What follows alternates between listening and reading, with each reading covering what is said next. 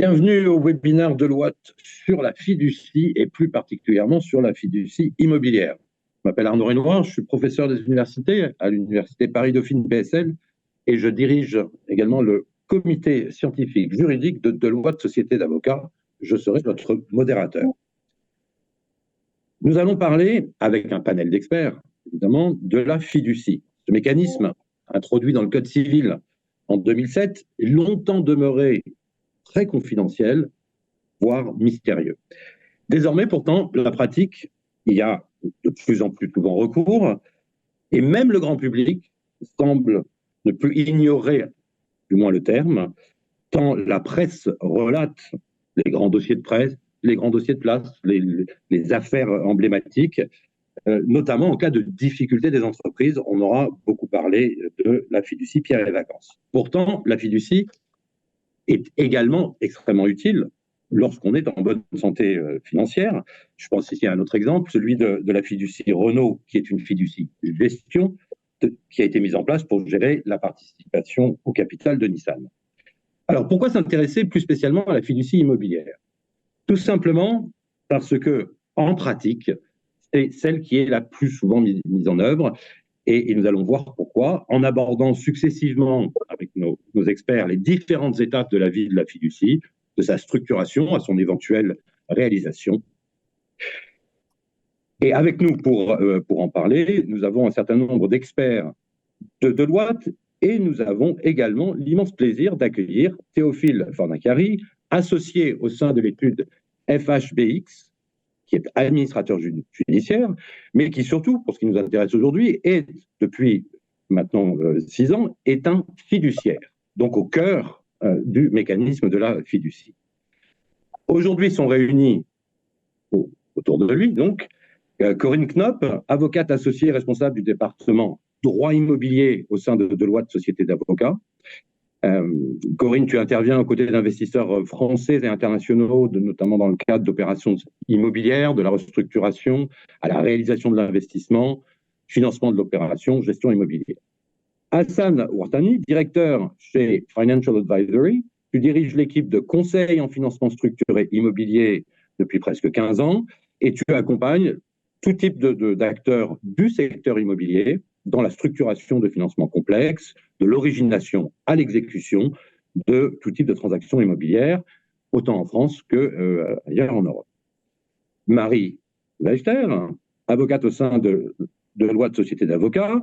Marie, tu interviens notamment en entreprise en difficulté, mais également en fiducie, car avant de rejoindre Deloitte, pendant 5 ans, tu as travaillé chez l'un des premiers fiduciaires historiques, celui qui a lancé en fait la pratique des fiducies, où tu y auras structuré, rédigé et supervisé l'exécution précisément des contrats de fiducie, que ce soit des fiducies sûreté ou des fiducies gestion. Et tu as une compétence reconnue en la matière, et d'ailleurs tu interviens dans des formations universitaires précisément sur la fiducie. Et enfin donc, comme je vous disais, Théophile Fornacari, associé au sein de FHBX Fiducie, acteur particulièrement reconnu du secteur. Alors, nous sommes en direct. Vous pouvez poser vos questions. Vous utilisez le bouton Q&A qui se trouve en bas de l'écran, mais désormais, tout le monde est habitué à cela. Et nous essaierons de répondre aux questions en fin d'intervention. Entrons directement dans le vif du sujet. Alors, une première question peut-être pour Marie. Tout simplement, qu'est-ce que la fiducie immobilière? Et puis nous allons voir les cas d'utilisation. Mais Marie, est-ce qu'on peut rapidement revenir justement sur la définition et les principales caractéristiques d'une fiducie afin que tout le monde puisse suivre ce débat de manière très claire? Bonjour Arnaud, merci beaucoup. Bonjour à tous. Alors peut-être effectivement en 2 minutes, tu l'as dit, la fiducie a été introduite en droit français il y a maintenant 17 ans et concrètement, c'est un outil qui va faire intervenir 3 parties principales. La première partie, c'est le constituant, qui peut être une personne physique ou une personne morale, qui va transférer la propriété d'un actif qui lui appartient, qui figure à son bilan, dans un patrimoine fiduciaire. Ce patrimoine fiduciaire va être géré par la deuxième partie importante, qui est le fiduciaire, en fonction d'une feuille de route qui lui aura été détaillée dans le contrat de fiducie. Enfin, troisième partie, la gestion de cet actif intervient au bénéfice du bénéficiaire de la fiducie. Donc, le constituant apporte un actif, que le fiduciaire gère au bénéfice du bénéficiaire. Je précise sur ce point que j'ai fait référence à patrimoine fiduciaire et non pas patrimoine du fiduciaire. Les actifs qu'on va transférer en fiducie ne vont pas apparaître au bilan du fiduciaire. Le fiduciaire dispose de son propre patrimoine, il va gérer X patrimoine fiduciaire avec la règle selon laquelle un contrat de fiducie égale un patrimoine fiduciaire. Je précise également que très peu de textes viennent contraindre les parties dans la rédaction du contrat de fiducie, ce qui leur laisse une très grande liberté à cet égard. On peut prévoir par exemple que les actifs sont laissés à la disposition du constituant. On peut prévoir aussi que le fiduciaire doit les donner en location à un tiers, percevoir un loyer. Voilà, il y a beaucoup de choses qu'on peut imaginer. Un autre point intéressant, c'est de dire que la fiducie ne pourra pas permettre un avantage fiscal. La constitution d'un fiducie ne permet pas un avantage fiscal parce qu'il y a une transparence fiscale. C'est le constituant qui reste imposé au titre des actifs fiduciaires, même si ceux-ci ont été transférés dans le patrimoine fiduciaire. Un autre point, c'est un transfert de propriété qui est temporaire, de quelques jours à 99 ans maximum, en fonction des besoins des parties, de l'opération, etc. Enfin, peut-être un dernier point, la fiducie peut être utilisée comme un mécanisme de sûreté, donc il va garantir le bon remboursement d'une somme d'argent, mais il peut également l'être comme un outil de gestion. Alors, il y a énormément de cas d'application à la fiducie gestion, mais on retrouve souvent l'idée selon laquelle le constituant doit effectuer a une obligation à sa charge, il va transférer dans le patrimoine fiduciaire l'objet de son obligation et va demander au fiduciaire de l'exécuter. Alors voilà, rapidement en 2 points, en 2 minutes, les quelques points à mon sens importants pour la fiducie. 1, un transfert de propriété qui explique toute sa particularité, toute sa force. 2, une flexibilité importante qui lui permet de s'adapter aux besoins des parties. Merci Marie. Donc effectivement, c'est un mécanisme conventionnel, contractuel qui a beaucoup d'applications. Alors justement, je me tourne peut-être vers Théophile. Comment se porte le marché de la fiducie, si on peut parler de marché de la fiducie? Merci Arnaud, bonjour à tous. Donc très rapidement, sur le marché de la fiducie, déjà c'est un outil qui, comme le disait, pour préciser le point de Marie, qui est relativement jeune, 2007-2008, donc c'est très récent, qui historiquement s'est d'abord développé dans le contexte des entreprises en difficulté, parce qu'effectivement donner une sûreté via un transfert de propriété, c'était d'abord le terrain de prédilection du restructuring au sens large, et qui s'est développé, je dirais, depuis 5 à 8 ans sur le marché de l'immobilier et particulièrement de l'immobilier. Donc je pense que, du coup, j'ai envie de dire, depuis 8 ans, il y a eu un développement fort de l'outil en dehors du contexte de restructuring, donc un développement assez important en matière immobilière. Donc, comme je le disais, dans des financements qui sont plutôt in bonis pour répondre à des problématiques particulières. Après, un point, je pense que la fiducie est et restera, entre guillemets, un outil de situation spéciale en répondant à une problématique particulière, donc l'entreprise en difficulté, ou le financement immobilier via, et on reparlera, des différents types de montages où on est à cheval entre, j'ai envie de dire, l'equity et la dette. Donc là, il y a un vrai outil pour la fiducie. On a 2 types de fiducie, fiducie sûreté, fiducie gestion. Je pense que dans la vraie vie, 70% des fiducies sont relatives à des fiducies sûreté pour beaucoup de raisons, mais notamment parce qu'il y a encore des obstacles sur l'anticipation d'une succession via une fiducie, notamment le principe d'interdiction d'une fiducie qu'on appelle libéralité, fait que sur le terrain de la gestion pure, ça reste encore, en tout cas à ma connaissance, mais à dispo pour en discuter, plutôt marginal. Et sinon, en revanche, la fiducie sûreté, pour le coup, reste de plus en plus active parce qu'il y a de plus en plus d'acteurs, donc ça s'est démocratisé, les coûts sont réduits, et effectivement, je pense qu'on n'a pas de chiffres malheureusement parce qu'il y a un registre national des fiducies, mais qui n'est pas accessible par tous. Donc compliqué pour moi de vous donner des chiffres du marché, mais clairement, pour échanger avec tous les fiduciaires, on est sur un développement plutôt fort depuis 5 ans. Merci Théophile. Alors là, on a parlé d'un état général du marché et d'un marché en fait récent. Corinne, toi qui es vraiment dans l'immobilier, pourquoi s'intéresser plus spécialement à la fiducie immobilière?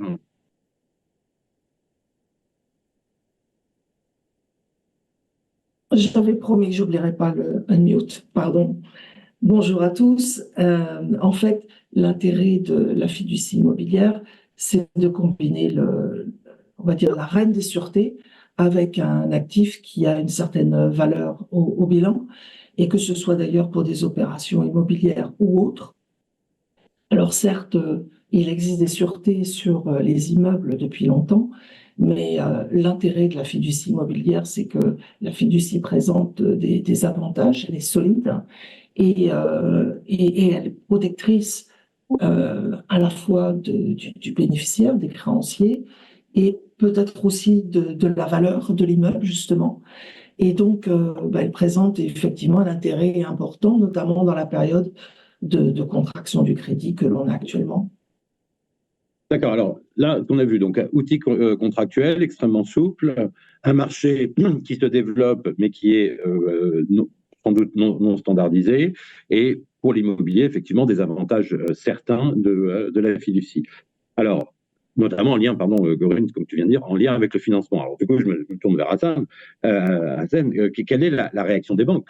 On a parlé de financement. Quelle est la réaction des banques quand on leur parle de fiducie? Elle est très bonne. Non, la réaction des banques, merci Arnaud et bonjour à tous. La réaction des banques, elle est plutôt positive, et c'est vrai qu'aujourd'hui, la plupart des prêteurs connaissent assez bien la fiducie, et la majeure partie des acteurs sur la place y ont recours ou peuvent le proposer d'une manière ou d'une autre, soit directement en tant que banque, soit en tant que groupe auquel elles appartiennent. Après, il y a bien sûr des banques qui ont plus le réflexe que d'autres de la proposer. Et ça, je pense, ça tient principalement aux personnes qui ont l'habitude ou pas. Je crois que ça a été dit tout à l'heure par Théophile, et c'est tout à fait juste. Moi, j'ai quitté la banque il y a 7 ans. Et il y a 7 ans, donc, c'était principalement des équipes de restructuring qui l'utilisaient. Et c'était quand les dossiers commençaient à aller pas très, très bien. On mettait en place une fiducie sûreté pour sécuriser l'actif et puis pour se prémunir d'un dossier qui partirait vraiment dans la mauvaise phase. Et ça, c'était vraiment ce qui existait au sein des banques. Donc, il y avait vraiment que les équipes de restructuring qui étaient familiers avec ça, et les équipes juridiques, et les équipes d'originateurs. Et c'est pour ça, quand on dit les prêteurs, il faut aussi un petit peu faire la différence à comment est construit une banque. Il y a bien sûr les originateurs, donc les commerciaux, pour le dire un peu plus vulgairement, qui montent les dossiers, qui discutent avec leurs clients, qui comprennent les situations et trouvent des solutions. Et puis après, les comités de risque. Et puis à côté, quand les dossiers se passent mal, il y a ces fameux comités ou équipes de restructuring. Aujourd'hui, les équipes de commerciaux et donc d'originateurs sont de plus en plus familiers.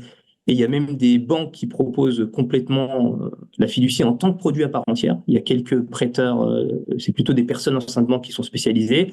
Donc il y a presque des équipes spécialisées dans certaines banques. Dans les faits, c'est plutôt des équipes de très petite taille. Mais toujours est-il que c'est des gens spécialisés. Et effectivement, ça se voit de plus en plus. Donc, on a plus la réticence qu'il y a pu y avoir il y a quelques années, je pense par méconnaissance du produit, mais probablement également par un manque de demande de la part des clients. C'est vrai qu'on parle beaucoup des prêteurs, mais il faut aussi que les clients soient d'accord avec ce mécanisme. Mais c'est sûr que la structure sécurisante de cette reine des sûretés est bien connue, bien appréhendée par les prêteurs aujourd'hui. D'accord, merci. Alors, d'avancer un petit peu sur la fiducie immobilière. Et alors, là, on a bien vu le cadre général, mais quand on parle justement de fiducie immobilière, de quoi parle-t-on en particulier? Je voudrais poser une question à Marie, à Corinne et à Théophile, peut-être en commençant par Marie, concernant notamment peut-être le domaine des fiducies sûreté immobilière, parce qu'il va falloir qu'on distingue fiducie sûreté des fiducies gestion. Alors, quand on parle effectivement de fiducie immobilière, pour les définir un peu plus précisément, on parle de 2 types de structures. On parle de la fiducie qui va porter directement sur l'actif immobilier, et on parle de la fiducie qui va porter sur les titres de la société qui détient l'actif immobilier, et donc qui porte indirectement cette fois-ci sur l'actif immobilier. Alors, chacune de ces structures présente des avantages et des inconvénients. Si on est directement sur l'actif, à ce moment-là, c'est la fiducie qui devient propriétaire de l'actif immobilier, et il n'est pas possible de prendre une mesure, d'intenter une action sur cet actif, ni de la part des créanciers du constituant, ni de ceux du fiduciaire, ni même ceux du bénéficiaire. Et il ne sera pas possible, par exemple, de prendre une inscription hypothécaire judiciaire sur l'actif. L'avantage pour la fiducie qui porte sur l'actif. Pour la fiducie qui porte sur les titres, on va aussi avoir différents avantages. Le premier, bien sûr, et je pense que vous êtes déjà tous familiers avec celui-ci, c'est la question du coût. on y reviendra plus tard, mais puisque la fiducie porte sur les titres, le propriétaire de l'actif immobilier ne change pas. Donc, il n'est pas nécessaire de passer devant un notaire, ce qui réduit de manière importante le coût lié à la constitution de la fiducie. Deuxième point, ce schéma va permettre d'être indirectement mais efficacement garanti sur un actif immobilier quand on n'a pas la possibilité de prendre une sûreté en direct sur l'actif, parce que l'intérêt social de la société ne le permet pas. C'est le schéma dans lequel c'est la société mère qui emprunte et qui va devoir consentir une sûreté sur ses actifs. Et en l'occurrence, ce qu'elle a à son bilan, ce sont les titres de la société qui détient elle-même l'actif immobilier. Enfin, troisième avantage sur ce schéma, c'est le fait qu'on va pouvoir avoir une réalisation à 2 étages, si je puis dire.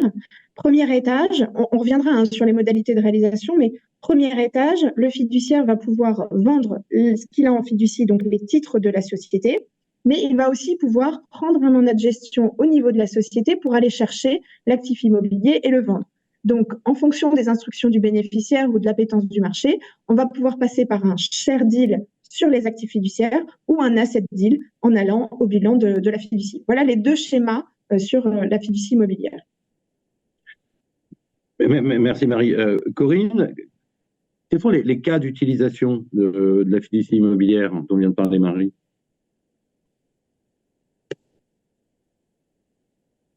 En fait, les cas d'utilisation sont très variés.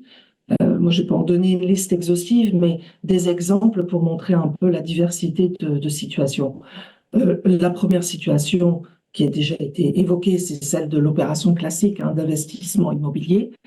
Bon, c'est peut-être pas encore l'opération dans laquelle la fiducie immobilière portant directement sur l'immeuble financier est la plus populaire, mais on peut aussi, comme disait Marie à l'instant, penser à plutôt une fiducie sur les titres de la société qui est créée pour l'acquisition, ou encore on peut remettre en fiducie également un autre immeuble qui appartiendrait au débiteur, donc pas forcément l'immeuble le financier. Ensuite, on a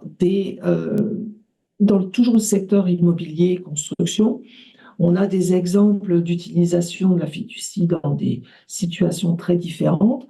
On peut avoir une entreprise déjà qui a besoin de faire des travaux d'extension, de restructuration sur son immobilier. Et plutôt que de conclure un crédit bail immobilier, elle peut emprunter et puis faire réaliser les travaux et remettre son immeuble en fiducie pour garantir le remboursement de son financement. Dans un cas totalement différent, parce que la fiducie, finalement, elle sert à garantir les engagements des parties au contrat, la réalisation d'une opération.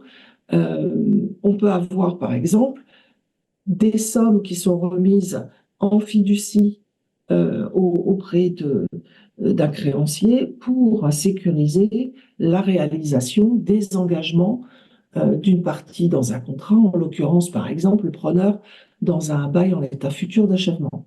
Permettra de sécuriser, par exemple, la prise de possession de l'immeuble par le preneur. Ça, c'est un cas de figure très différent.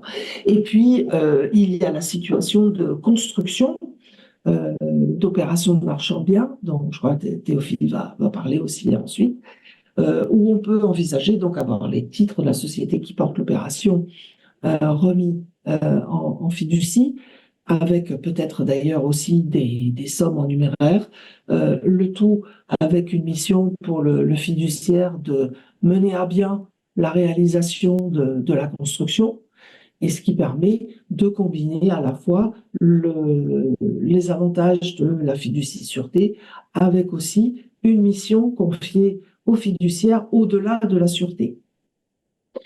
Et puis, le dernier exemple que je donnerai, ce sont pour les entreprises qui n'ont pas d'opération immobilière, mais qui ont un immeuble qui a une valeur et qui peuvent donc utiliser la fiducie immobilière pour obtenir un financement et garantir le remboursement d'opérations d'investissement dans leur cœur de métier. D'accord, merci que donc effectivement une palette très très large. On a cité le nom de Théophile. Je pense que Théophile justement sur les fiducies immobilières. Alors, merci Arnaud. Je reviens en 2 minutes juste sur les intérêts de la fiducie parce qu'on parle beaucoup des intérêts pour le prêteur qui sont assez simples à comprendre. C'est qu'à l'inverse des autres garanties, il y a un transfert de propriété. Donc, en cas de procédure collective de l'emprunteur, il y a une protection supplémentaire. Il y a aussi, je pense, des intérêts du côté emprunteur. C'est quand même un seul cas à la fiducie où le processus de réalisation, il est convenu à l'avance et donc il y a une négociation qui peut être menée dès le début pour maximiser, on va dire, le processus de valorisation et de cession en cas de réalisation de la garantie. Deuxième intérêt dont on ne parle pas souvent, c'est que la fiducie, comme l'hypothèque, hein, est rechargeable. Mais quand on a une fiducie sur l'actif, on sait qu'il y a des coûts de mutations qui sont importants, mais du coup qu'on pourra proposer en termes de garantie recharger au profit d'un nouveau prêteur sans avoir de nouveaux coûts de mutation puisque le transfert de propriété est déjà intervenu. Donc ça peut paraître la fiducie sur actif un peu plus cher à l'entrée qu'une hypothèque pour la simple et bonne raison que l'assiette des coûts de mutation, c'est la valeur de l'actif et non pas la dette garantie comme une hypothèque. Mais s'il y a des perspectives de financement plus tard, globalement, on s'y retrouve. Et donc, effectivement, j'enchaîne sur les cas où je trouve intéressant de manière fiducie immobilière, c'est que, effectivement, l'intérêt de la fiducie, on y reviendra, c'est que on peut sécuriser et déterminer à l'avance un processus de cession de l'actif. Tel broker qui sera désigné, sous quel délai, sous quel format, tout le processus peut être convenu à l'avance. Donc, dans tous les cas qu'on voit beaucoup en ce moment, je dirais qu'ils mêlent un peu le restructuring et l'immobilier, où il y a une forme de désalignement d'intérêts entre l'emprunteur qui, par définition, veut prendre son temps pour vendre, pour maximiser le retour de ses fonds propres, voir sa plus-value, entre guillemets, et l'intérêt du prêteur qui, quand il est dans la monnaie, pour le coup, a besoin de respecter l'échéance contractuelle. La fiducie constitue un outil dans ces cas de rediscussion de plus en plus récent en ce moment dans le contexte actuel, qui vise à dire, bon, on se met d'accord pour redonner du temps. Maintenant, si tel milestone n'est pas atteint, qu'on peut déterminer, ça peut être des taux d'occupation sur un actif de bureau, par exemple. Si tel milestone n'est pas atteint, dans ce cas-là, on reprend, on va dire, à notre main, selon tel schéma, le processus de cession. Et donc, je trouve que c'est un outil qui est particulièrement intéressant en ce moment pour resécuriser ces processus-là et donc encourager finalement les prêteurs à donner du temps pour vendre et pour vendre bien en fait. Donc dans tous les cas de renégociation immobilière du moment, je pense que la fiducie est un outil à mettre en avant pour faciliter ces discussions. D'accord, merci. Donc là, nous avons effectivement eu une première vision de l'intérêt de la fiducie immobilière, de ces cas d'utilisation du marché. Essayons de comparer tout de même la fiducie, et en particulier la fiducie immobilière, aux autres outils qui sont utilisés dans le cadre d'opérations sur l'immobilier, puisque tout de même, on n'a pas attendu la fiducie pour réaliser des opérations sur l'immobilier. Donc, première question, peut-être à Corinne et à Hassan. Comment est-ce que classiquement, dans une opération immobilière, un deal immobilier, comment est-ce que là se passe et quelles sont les sûretés qui vont être prises? Si on peut essayer d'y répondre assez rapidement, de manière à pouvoir ensuite revenir sur la fiducie. Peut-être que Corinne? Oui. En fait, il y a un package, on va dire, de sûreté qui est habituellement demandé pour un financement immobilier. Alors évidemment, avec la sûreté la plus importante, l'affectation hypothécaire de l'immeuble, lorsque c'est possible, bien sûr.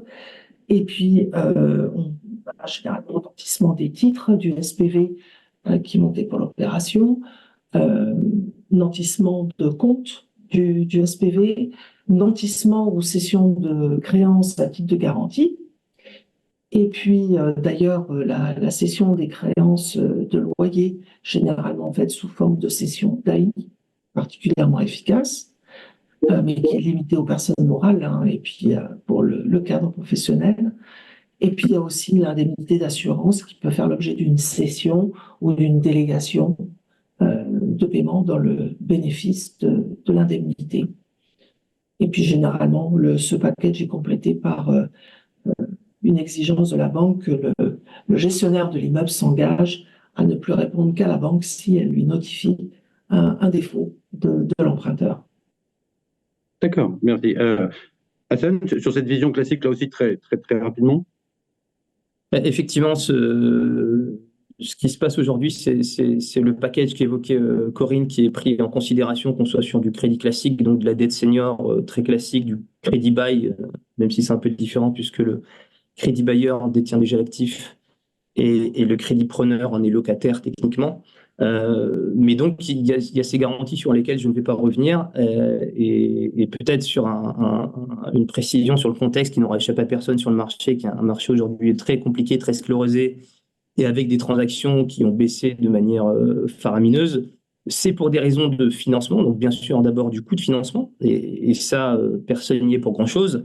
Mais il y a des choses qui pourraient faciliter cette redynamisation et le fait de faire repartir un petit peu les financements, même si encore une fois, c'est plutôt le coût que l'octroi. Mais il y a quand même un robinet du crédit qui s'est fermé et qui est plutôt goutte à goutte que grand ouvert, comme ça a pu être le cas dans le passé. Et le security package qu'évoquait tout à l'heure Corinne, c'est bien, c'est dans des contrats. Maintenant, il faut voir quelle est la capacité d'exécuter, de mettre en jeu ces garanties, quelle est leur durée de mise en jeu, quelle est leur sécurisation. Et plus terre à terre, pour un prêteur, c'est au bout de combien de temps je récupère ma créance si ça se passe mal. Et c'est ces questions-là qui doivent être regardées. Et c'est en ça que la fiducie, pour les raisons qu'on a évoquées et qu'on va continuer d'évoquer par la suite, est une réponse assez forte.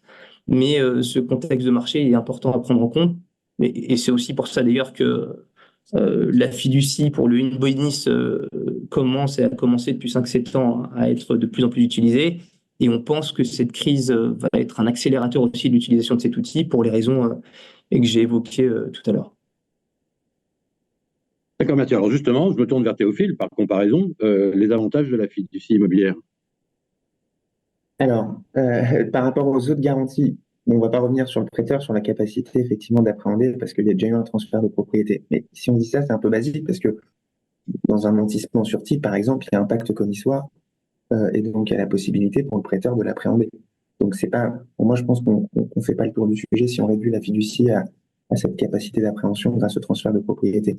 Ce qui est important, c'est que on a quand même un fiduciaire qui a tout son rôle à jouer dans cette mission-là, qui a cette casquette de tiers de confiance, entre guillemets, qui a pour unique mission de dérouler un cadre contractuel qui a été convenu. D'où le fait on y revient souvent, de ne jamais signer une fiducie comme on signerait un contrat d'adhésion, mais toujours bien négocier les clauses relatives à la réalisation. Parce que le job du fiduciaire, c'est d'appliquer le contrat. Après, c'est un tiers de confiance qui a pour mission, justement, donc de respecter ce processus de cession et d'éviter d'avoir, pour les autres garanties, le choix un peu binaire pour le prêteur. Soit je me fais prendre dans les liens d'une procédure collective, soit je prends un actif des titres sur les bras dont je ne saurais pas assurer la gestion. Donc c'est pour ça que le fiduciaire doit être un professionnel de la gestion des biens, des titres, mais surtout aussi également des biens immobiliers en question, et surtout un professionnel aussi de la mise en œuvre de processus de cession qui doit s'assurer d'avoir un processus qui est le plus transparent possible, le plus ouvert possible finalement, pouvoir justifier d'avoir tenté d'obtenir la meilleure valorisation. Et en fait, il vient justement apporter aussi, créer de la valeur dans tout ce processus de cession. Donc, je pense que c'est un des intérêts, c'est de finalement anticiper un processus de réalisation d'une sûreté classique qui, in fine, vous mènerait, dans le meilleur des cas, un mode de cession judiciaire via des enchères, en fait, hein, soit sur des titres, soit sur de l'actif, mais qui prennent du temps, beaucoup de temps, et qui, in fine, pour la valorisation, ne sont pas les meilleures options. Donc, l'intérêt, voilà, c'est le rôle du fiduciaire, le tiers de confiance sur un processus convenu de cession d'un actif qui doit valoriser mieux le prix in fine. Et du côté emprunteur, comme effectivement il y a tous ces avantages-là, la fiducie doit servir soit à lever plus d'argent avec des ratios de LTV meilleurs qu'une sûreté classique, soit d'obtenir de meilleures concessions, on va dire, de son prêteur grâce à la confiance qu'accorde la fiducie dans le cadre de rediscussion d'un prêt qui est déjà constitué. D'accord. Donc les choses sont bien claires. Peut-être un dernier mot, parce qu'évidemment, tout le monde est habitué au nantissement, notamment au nantissement de titres. Or, on a dit à plusieurs reprises que la fiducie pouvait porter sur les titres de la société. Corinne, est-ce qu'il y a ici quelque chose de particulier à dire en termes de différence? Moi, je rejoins ce que disait Théophile, mais juste peut-être insister sur le fait que le créancier nanti n'a pas le pouvoir de décision que peut avoir le fiduciaire pendant le cours de la fiducie. Donc, avant de parler de réalisation, il y a un pouvoir de contrôle qui peut exister en faveur du fiduciaire, donc du bénéficiaire. Enfin, tout ça est convenu évidemment dans la convention. Et l'autre avantage, c'est que le nantissement ne porte que sur un actif, alors que la fiducie va pouvoir regrouper un ensemble d'actifs mobiliers et immobiliers au sein d'une seule sûreté. D'accord, donc on voit bien effectivement le caractère souple et encore une fois conventionnel du mécanisme par rapport à des sûretés classiques qui, tout en étant tout à fait efficaces, vont peut-être être plus rigides d'utilisation. Alors justement, Hassen, vu du côté des financiers, quels sont les avantages de la fiducie sûreté pour les parties? Alors, vu du côté du financier, c'est d'abord et surtout parce que c'est la reine des sûretés, et ça a été évoqué par mes camarades et mes copanélistes. Et puis, n'oublions pas qu'un prêteur est par nature risque averse, par déformation professionnelle plutôt risque orienté. Et donc, même si la première analyse et l'analyse principale d'un prêteur sur un dossier, c'est une analyse de cash flow, donc c'est un dossier qui fonctionne bien et qui fonctionne tel que l'emprunteur va le décrire dans sa situation actuelle et dans son BP, donc dans la situation future. Mais le fait d'être risque orienté, et encore une fois, ça revient à la découpe que j'évoquais tout à l'heure chez les banques. Il y a les originateurs et puis il y a le comité des risques. Et donc, comme son nom l'indique, le but du comité des risques, c'est d'être certain que la banque ne prend pas plus de risques que ce qu'elle a mis dans sa stratégie. Le but de l'originateur, c'est de trouver des solutions pour essayer de faire des dossiers. Mais maintenant, une fois que cette analyse en cash flow a été faite, il y a quand même une analyse risque qui est faite. Et finalement, pour le dire de manière un peu plus terre à terre, si le dossier se passe mal, comment je recouvre ma créance? Donc, il y a le package de sûreté et des garanties qui a été mis en place est clé. Et donc, il y a certaines questions qui se posent. C'est quelle est la valeur de ma sûreté réelle? À noter que la valeur de la sûreté, ce n'est pas toujours celle du sous-jacent, parce qu'il y a des coûts à prendre en compte. Il y a des primes de liquidité peut-être à prendre en compte, parce que le marché ne sera pas liquide, et donc il faudra baisser le prix pour vendre plus vite que ce qui est anticipé. Et donc ça, c'est vraiment la valeur de ma sûreté. Quelle est la praticité et l'efficacité en cas de mise en jeu? Ça, c'est un point très important. Des questions très profondes, très difficiles pour le crédit bail. Des questions plus profondes et difficiles que ce qu'on croit sur l'exécution et la mise en jeu d'une hypothèque. Et donc, pour la fiducie, c'est peut-être un peu moins complexe, et pour la simple et bonne raison que c'est ce qu'évoquait Théophile tout à l'heure. Il y a une visibilité très claire dès le départ pour tout le monde, pour l'emprunteur et pour le prêteur, de comment ça se passera. Et donc, ça donne beaucoup de visibilité et ça rassure beaucoup. Et puis après, il y a le délai de recouvrement de la dette. Les autres points qui sont importants, et je vais aller vite sur ces points, c'est que la fiducie, ça permet aussi de garder des structures assez simples. On a tous connu les doubles Luxco qui étaient mis au Luxembourg pour sécuriser l'actif et puis l'appréhension de l'actif si ça se passait mal. Et puis parfois, et surtout, c'est la seule manière de financer un actif. Moi, je me rappelle d'un dossier où c'était un hôtel luxe à Saint-Jean-Cap-Ferrat, où c'était le seul hôtel ou l'un des seuls hôtels de la Côte d'Azur à avoir une plage privée, plage privative directement accessible. Cette plage privative, c'était via une amodiation ou parfois c'est via des AOT, des autorisations d'occupation temporaire. Ça, on voit bien qu'on ne peut pas avoir d'hypothèque dessus parce que ça ne nous appartient pas. Et donc, le fait de mettre en fiducie tout ce projet permet de sécuriser l'entièreté de la valeur de l'hôtel et pas juste la propriété de l'hôtel. Et donc, parfois, et ça j'insiste, c'est la seule manière de financer un projet. Et sinon, le projet n'est pas là. Et donc, j'y reviendrai tout à l'heure, mais ça a une place assez importante. Et puis après, on voit qu'il y a une flexibilité qui est assez intéressante. Au niveau fiscal, il y a la transparence qu'on évoquait tout à l'heure. Et donc, à contrario du crédit bail, il n'y a pas un espèce de rattrapage fiscal qui peut faire très mal à la fin du débouclage de l'opération. Et on peut en sortir quand on veut, d'ailleurs, de la fiducie. Et puis, pour terminer, et je rejoins ce que disait tout à l'heure Théophile, c'est un outil super et idéal, mais il doit être utilisé quand bon est de l'utiliser, Donc, ça dépend du besoin du créancier, ça dépend de la taille de l'opération parce qu'il y a quand même des coûts, ça dépend des caractéristiques propres du projet, et puis ça dépend, entre guillemets, aussi du rapport de force, entre guillemets, qu'il peut y avoir entre prêteur et emprunteur. D'accord, le mot a été lâché, coût. Alors, Marie? Oui, alors rapidement, une précision, oui, effectivement, en termes de coût, juste pour avoir un ordre de grandeur. Quand on va parler de fiducie immobilière, on va automatiquement la comparer à l'hypothèque. Et donc, pour avoir une idée, l'hypothèque, c'est 1,5% du montant du prêt. La fiducie immobilière qui va porter sur un actif, ce sera vraiment comparable. On est à 1,6% de la valeur vénale. La vraie différence, ça va être quand on va constituer une fiducie qui porte sur les titres de la société. On l'a vu tout à l'heure, parce qu'il n'y a pas de changement de propriétaire de l'actif immobilier. Et donc, c'est un coût d'enregistrement à 125 €.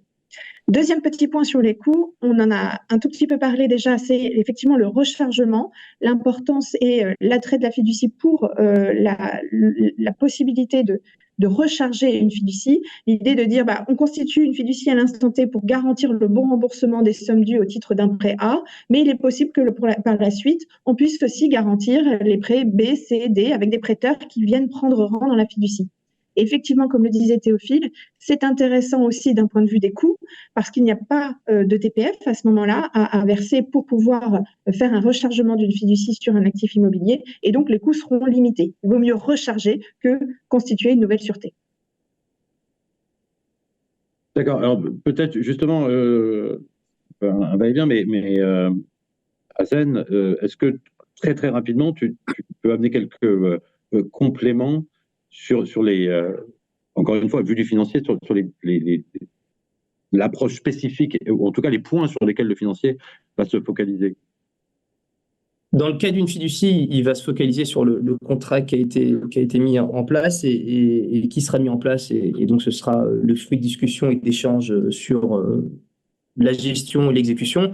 Ce qui est important pour un prêteur, encore une fois, c'est la durée, c'est la vie classique de l'actif et donc comment il est géré, comment il est exploité, qui l'exploite. Est-ce qu'il va être est-ce que le BP va être bien suivi? Et ça, c'est des choses qui peuvent être regardées dans un contrat de fiducie. Et puis après, en termes d'exécution, comment la sûreté sera exécutée le cas échéant et par qui. En termes de coûts, c'est aussi important, et ça a été dit par Marie tout à l'heure, il faut bien faire la différence entre la fiducie sur titre et la fiducie sur actif. Théophile l'évoquait aussi tout à l'heure, ça peut paraître plus cher, et de toute façon, sur actif est plus cher que sur titre, ça c'est clair. Mais la fiducie sur actif peut paraître plus cher que d'autres solutions, mais il faut avoir une vision long terme. Et c'est, je pense, qu'apporte une fiducie, à l'instar du crédit bail, à ceci près que le crédit bail est plus rigide qu'une fiducie, et ce qui n'est pas le cas d'une fiducie, puisqu'on peut en sortir quand on veut. L'autre point peut-être important, et ça rejoint ma première intervention sur le marché de la transaction qui est un peu sclérosé, et qu'est-ce qui pourrait permettre de le fluidifier. On voit que la fiducie peut permettre d'augmenter les leviers de financement, c'est-à-dire de dire à un prêteur, je vais prendre un peu plus de risques sur un actif sur lequel je suis confortable. Cependant, et c'est un peu une frustration que j'ai pu rencontrer chez différents acteurs, ça ne fait pas baisser le prix du financement. Ce qui est un peu paradoxal, puisqu'on est plus sécurisé, donc techniquement, on devrait baisser le prix, puisque je le rappelle pour tout le monde, l'intérêt rémunère le risque, et donc la marge que prend la banque, c'est pour payer un risque, plus d'un coût de refinancement, etc. Mais surtout pour payer un risque. Et ça, c'est certainement dû au fait que les prêteurs, dans leur système de pricing, n'arrivent pas à appréhender la fiducie. Et peut-être que ça viendra par l'avènement de ce produit, mais c'est assez important pour clôturer sur les coûts et sur les belles choses qu'ils peuvent avoir. Merci. Alors, il faut qu'on avance, que le temps tourne. Très rapidement, peut-être au cœur de l'intervention d'aujourd'hui, c'est l'efficacité de la fiducie. Et peut-être que là, le retour d'expérience de Théophile est particulièrement intéressant. Alors, je vais peut-être tourner vers Marie d'abord, et avant d'aborder la jurisprudence, la première jurisprudence rendue en la matière au mois de décembre dernier, concernant le sujet de la mise à disposition. Est-ce que tu peux nous préciser pourquoi on considère que la fiducie est redoutablement efficace? Oui, pour planter effectivement le décor, pour expliquer un petit peu les choses. Alors, c'est une sûreté qui est extrêmement efficace, Théophile l'a dit, parce qu'elle repose sur ce transfert de propriété. Donc, ça va entraîner plusieurs conséquences. D'abord, c'est la fiducie qui est propriétaire de l'actif.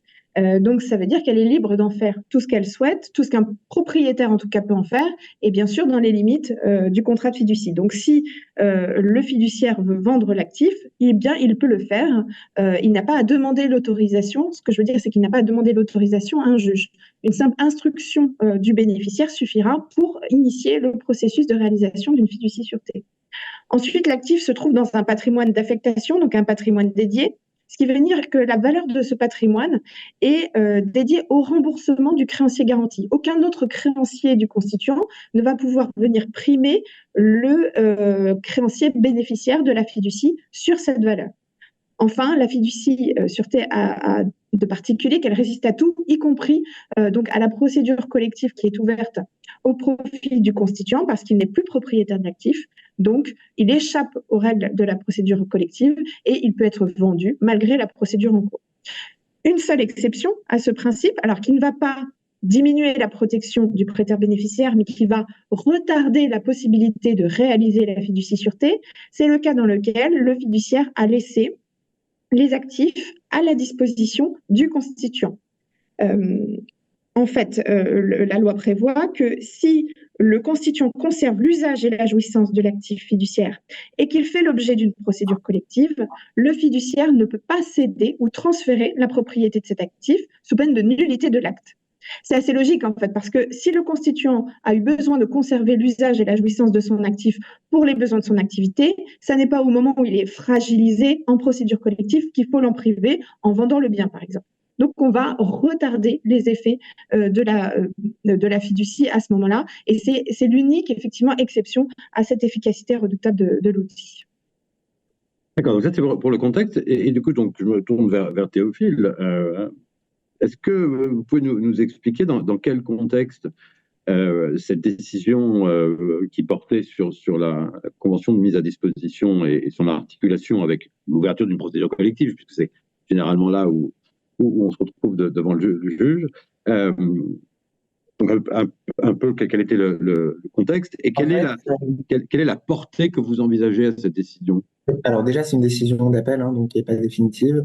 Je pense qu'effectivement, en tout cas, ça vient répondre à des sujets qu'on peut avoir sur cette question de la mise à disposition qu'a évoqué Marie. Donc ça donne en fait un premier élément de jurisprudence sur savoir dans quel cas on peut se retrouver avec cette convention qu'on appelle de mise à disposition qui a pour effet de geler la réalisation de la fiducie sur l'actif pendant la durée de la sauvegarde, pendant la durée du redressement, voire pendant la durée du plan de sauvegarde et du plan de redressement, qui, comme on sait, peut être long.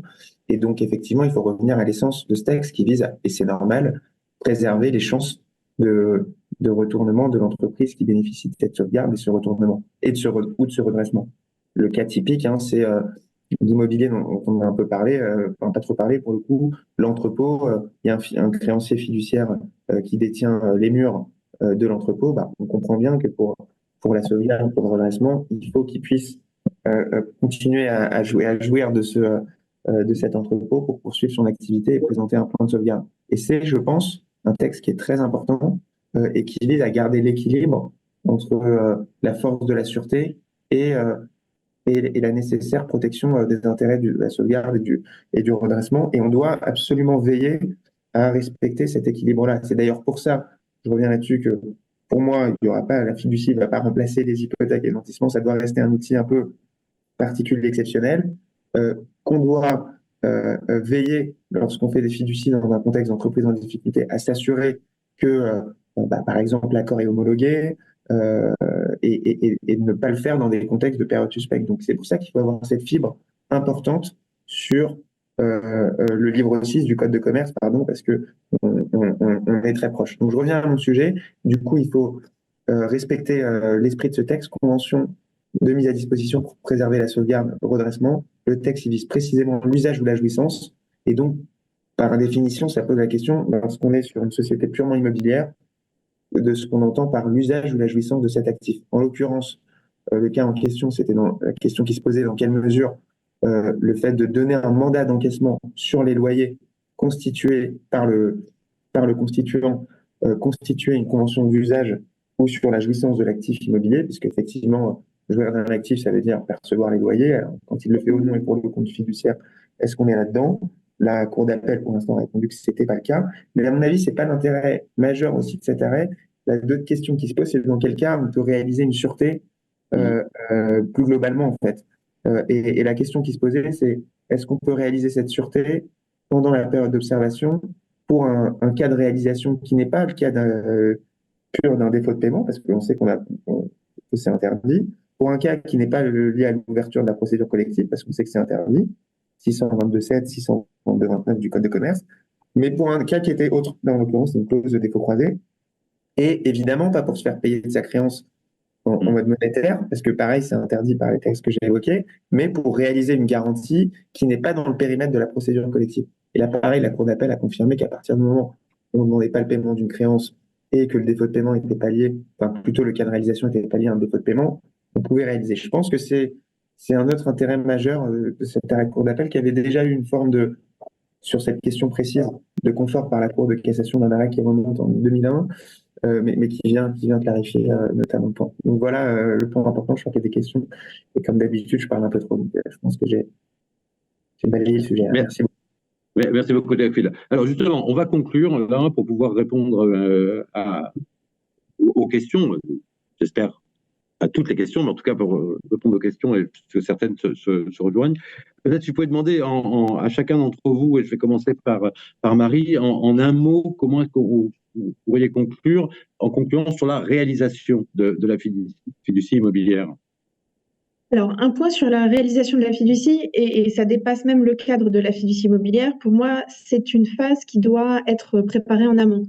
Théophile a souligné tout à l'heure l'intérêt de préparer, de rédiger cette clause, le fait pour les parties de pouvoir anticiper ce qui va se passer. Eh bien, c'est au cœur du sujet en réalité, parce que on va avoir une réalisation qui va être dans un contexte tendu, avec des parties qui disparaissent ou qui sont même qui peuvent essayer de gêner la réalisation. Et l'idée, c'est de préparer en amont, de faire de la pédagogie et de surtout bien rédiger les clauses concernées. Hassan ? Non, mais effectivement, moi, je pense que je vais juste souscrire à ce qu'a dit Marie et Théophile sur l'exécution. Et pour moi, ce qui est le plus important, c'est vraiment dans la constitution du contrat pour les prêteurs, et c'est ce qu'ils font, de regarder à quel point ça peut être exécuté et respecter leurs contraintes de covenant, notamment de récupération de la dette, et avec quelle facilité, et donc aussi de prendre en compte des éventuels marchés qui seraient moins liquides, et donc des prix qui devraient être baissés de manière assez forte, d'où l'importance du calibrage de la dette lors de la constitution du contrat. Et pour conclure, je pense que l'une des forces de fiducie, c'est vraiment de donner de la visibilité à toutes les parties dès le départ, et de se parler très tôt du divorce dans le contrat de mariage, ce qui est assez rare. Proche, plutôt transatlantique, effectivement. Et Corinne? Non, Corinne, on ne t'entend pas. Pardon, encore une fois. Je rejoins ce qui a été dit, la convention au départ, à la mise en place de la fiducie est très importante, parce que c'est elle qui va refléter la volonté des parties. Il y a flexibilité, il y a quand même une certaine liberté contractuelle qui est importante ici. On n'est pas dans le cadre de l'hypothèque à une procédure un peu rigide. Et la loi elle-même, depuis la réforme des sûretés d'ailleurs, a admis que dans un premier temps, on se base sur un prix fixé par un expert. Et puis, si la réalisation n'est pas possible, la cession n'est pas possible à ce niveau-là, le fiduciaire peut prendre la responsabilité de faire procéder à la vente dans d'autres conditions. Donc, flexibilité. Très bien. Ben, ça, sur les maîtres mots, merci beaucoup à tous. Alors, ça nous laisse quelques minutes, effectivement, pour respecter l'horaire, et nous allons essayer de respecter l'horaire, puisque nous vivons dans un monde où le temps est contraint. Et il y a une série de questions. Alors, peut-être que je vais me tourner vers Théophile. Alors, évidemment... Yes. Oui, je te laisse prendre la main. Allez, alors je les descends rapidement, parce qu'il y en a pas mal. Si un dirigeant transfère sa résidence principale en fiducie au travers d'une société ou directement de l'immeuble en garantie d'un prêt, et que le dirigeant ne peut plus rembourser, le bénéficiaire pourra-t-il quand même réaliser la fiducie, soit les titres, soit l'actif sous-jacent? Le dirigeant n'est-il pas protégé dans ce cas? Ce qu'il faut avoir en tête, c'est que effectivement, lorsque une personne physique, le dirigeant personne physique, transfère des actifs fiduciaires en garantie et que la société qui est emprunteuse bénéficie d'une procédure du livre 6, dans ce cas-là, pardon, une procédure de sauvegarde ou de redressement, le Code de commerce prévoit les mêmes protections pour les cautions, c'est-à-dire notamment le gel de la réalisation de la garantie, donc de la fiducie, pendant la durée de la période d'observation et pendant la durée du plan de sauvegarde ou du plan de redressement. Au-delà de cette protection, à ma connaissance, le fait que on soit sur sa résidence principale, il n'y a pas de mesures protectrices particulières au-delà de cette protection de la caution personne physique propre au Code de commerce. Compte tenu de la valeur de la fiducie, avez-vous recours à la fiducie rechargeable? Je l'ai expliqué, c'est une des particularités de la fiducie qu'il faut prévoir. Point particulier pour tous les rédacteurs, le texte n'est pas hyper bien fait comme quelques textes sur la fiducie. Il faut le prévoir dès le contrat de fiducie que la fiducie est rechargeable. Sinon, ça peut poser des questions. Si on se dit, ah ben, finalement, au bout de 2 ans, j'ai déjà cette fiducie, au lieu de l'éteindre, je vais la recharger au profit d'un tiers. Il vaut mieux le prévoir dès le contrat de fiducie. Mais si, pour répondre à la question, oui, effectivement, on en voit certains pour des nouveaux prêteurs. Alors, c'est ultra courant, mais de recharger un contrat de fiducie au profit d'un second prêteur, ça suppose quand même l'accord du créancier initial, bénéficiaire en premier rang, mais ça se formalise par voie d'avenant. Dites-moi si je continue à descendre, mais n'hésitez pas. On va peut-être répondre encore à quelques questions, et puis après, on arrêtera effectivement à 11h. J'indique juste à l'ensemble de l'auditoire que les questions auxquelles nous ne pourrions pas répondre, de toute façon, nous essaierons d'y répondre par des articles sur le blog de loi de société d'avocats, où nous publions régulièrement, y compris sur la fiducie.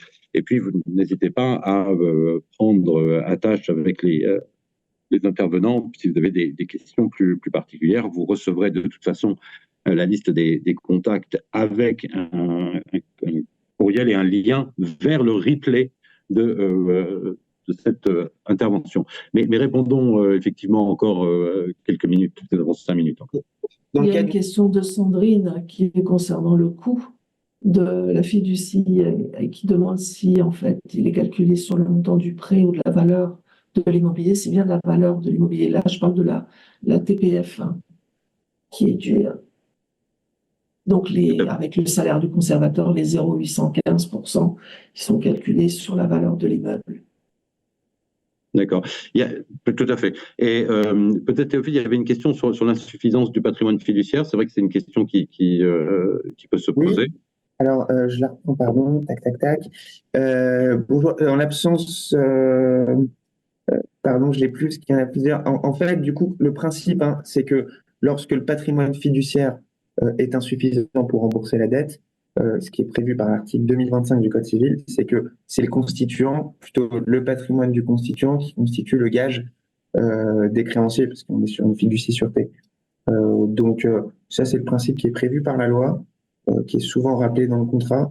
Et pour répondre à la question que j'avais dépassée, si le créancier n'indique pas cet article dans sa convention de crédit, est-ce que cet article s'applique quand même? Oui, parce que pour moi, c'est le droit commun, le patrimoine fiduciaire est limité, et c'est évidemment pas le patrimoine du fiduciaire qui constitue le gage commun. Donc, c'est des textes, j'ai envie de dire, d'ordre public, enfin, si le contrat n'y dérange pas, en tout cas, il n'y a pas de raison de ne pas l'appliquer. Oui, je pense qu'on est assez d'accord que c'est effectivement le principe de droit commun qui Peut-être que je peux répondre à la question juste d'après sur l'enquête d'une société défaillante, déjà sous fiducie gestion, si intervention d'un mandataire judiciaire, y a-t-il alignement des intérêts? En fait, ça fait le lien. Je pense qu'à partir du moment où la fiducie elle a été valablement constituée, qu'on n'était pas en période suspecte, et qu'on peut justifier de l'intérêt de la fiducie au moment où ça a été constitué, j'ai envie de dire, il n'y a pas de sujet. Et ensuite, avec le mandataire judiciaire, pour l'avoir déjà vécu, on a tout intérêt, un peu comme si le constituant n'était pas en procédure collective, à mener ensemble un processus de cession le plus efficace possible. Et moi, j'ai eu plusieurs cas où j'ai vendu, j'ai envie de dire, main dans la main avec des mandataires judiciaires les actifs fiduciaires, puisque rappelons le principe, hein, la fiducie sûreté reste une sûreté.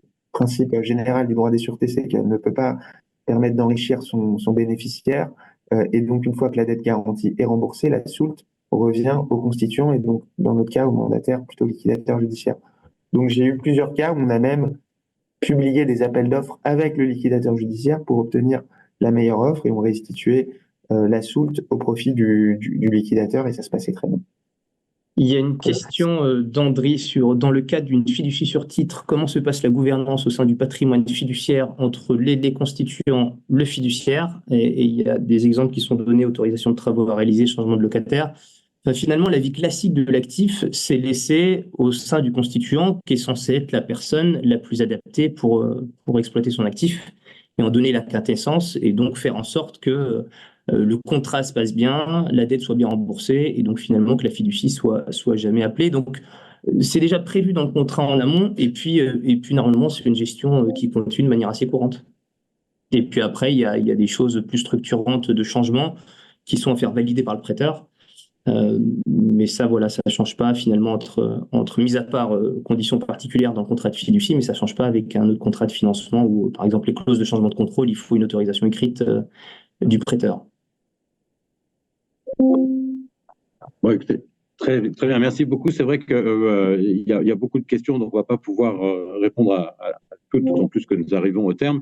Je voudrais peut-être juste remercier très chaleureusement les intervenants et peut-être reprendre une dernière question et conclure sur celle-ci. Est-ce que la fiducie se retrouve dans tous les pays de l'Union européenne? La fiducie n'est pas un mécanisme de l'Union européenne, n'est pas un instrument de droit communautaire, donc ça ne relève que du droit national. Et en l'espèce, vous allez retrouver des mécanismes fiduciaires dans beaucoup de pays, mais pas nécessairement dans tous, mais dans beaucoup de pays de l'Union européenne. Simplement, à chaque fois, ils seront différents. Et ça ne sera pas exactement le même régime juridique. Donc, vous allez retrouver des mécanismes fiduciaires, mais vous n'allez pas retrouver le régime juridique de la fiducie du Code civil français exactement à l'identique dans les autres systèmes, ce qui va entraîner un peu d'application de droit international privé et un peu de réflexion de structuration de vos opérations. En tout cas, merci beaucoup aux intervenants. Merci à tous. Nous enverrons un courriel à tous les inscrits avec le replay. Nous y mettrons d'ailleurs, parce qu'il y avait une question, nous y mettrons les références de l'arrêt. Et encore une fois, n'hésitez pas à prendre contact avec les uns et les autres si vous avez des questions. Et nous essaierons aussi d'accélérer la publication d'articles répondant à toutes les questions qui ont été soulevées, auxquelles, mon excuse auprès de l'auditoire, nous n'avons pas pu répondre. Très bonne journée à tous. Merci beaucoup. Bonne journée à tous. Merci beaucoup. Merci à tous. Au revoir.